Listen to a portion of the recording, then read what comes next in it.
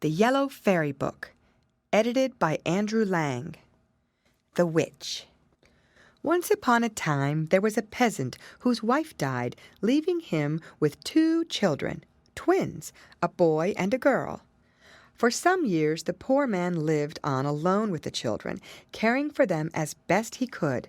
But everything in the house seemed to go wrong without a woman to look after it, and at last he made up his mind to marry again, feeling that a wife would bring peace and order to his household and take care of his motherless children. So he married, and in the following years several children were born to him. But peace and order did not come to the household, for the stepmother was very cruel to the twins and beat them and half starved them and constantly drove them out of the house, for her one idea was to get them out of the way.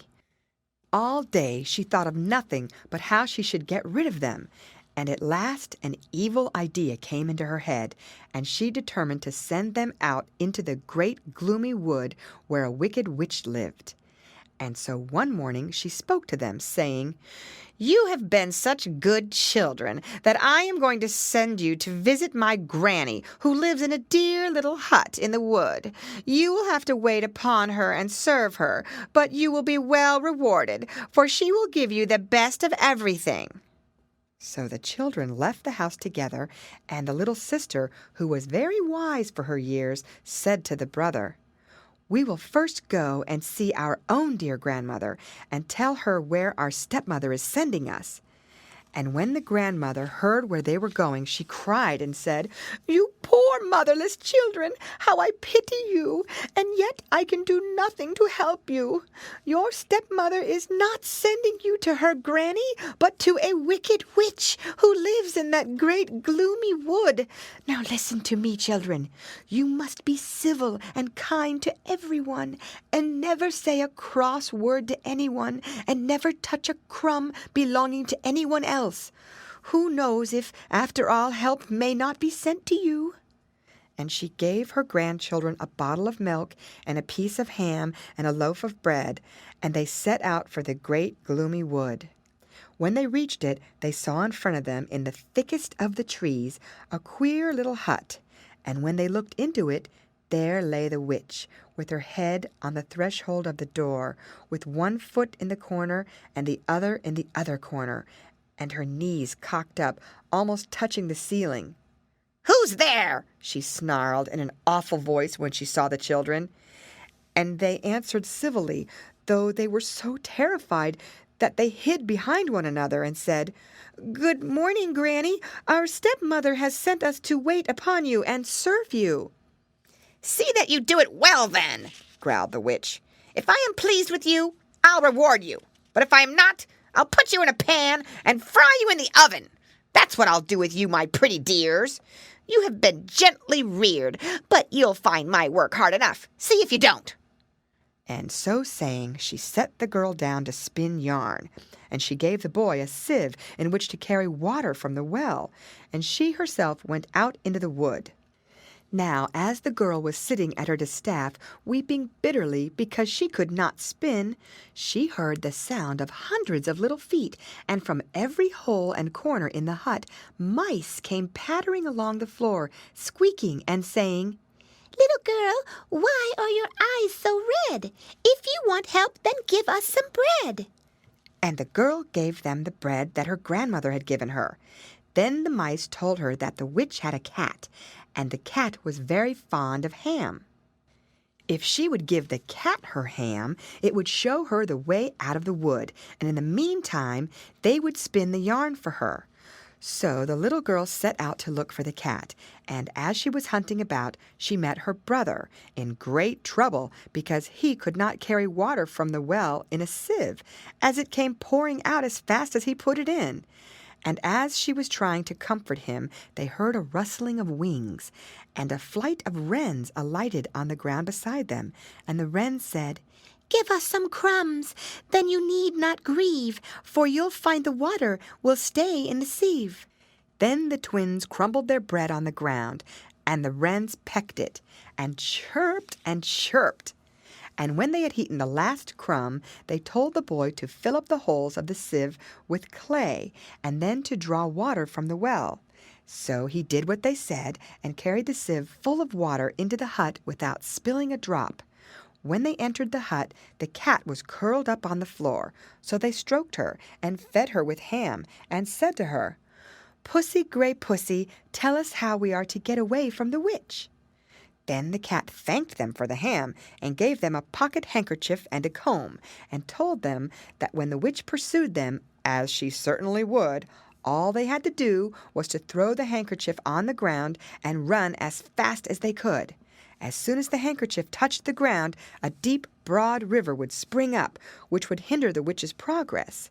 If she managed to get across it, they must throw the comb behind them and run for their lives, for where the comb fell, a dense forest would start up, which would delay the witch so long that they would be able to get safely away. The cat had scarcely finished speaking when the witch returned to see if the children had fulfilled their tasks. "Well, you have done well enough for today," she grumbled. "But tomorrow you'll have something more difficult to do. And if you don't do it well, you pampered brats, straight into the oven you go." Half dead with fright and trembling in every limb, the poor children lay down to sleep on a heap of straw in the corner of the hut. But they dared not close their eyes, and scarcely ventured to breathe. In the morning, the witch gave the girl 2 pieces of linen to weave before night, and the boy a pile of wood to cut into chips. Then the witch left them to their tasks, and went out into the wood. As soon as she had gone out of sight, the children took the comb and the handkerchief, and taking one another by the hand, they started and ran and ran and ran. At first they met the watchdog, who was going to leap on them and tear them to pieces, but they threw the remains of their bread to him, and he ate them and wagged his tail. Then they were hindered by the birch trees, whose branches almost put their eyes out.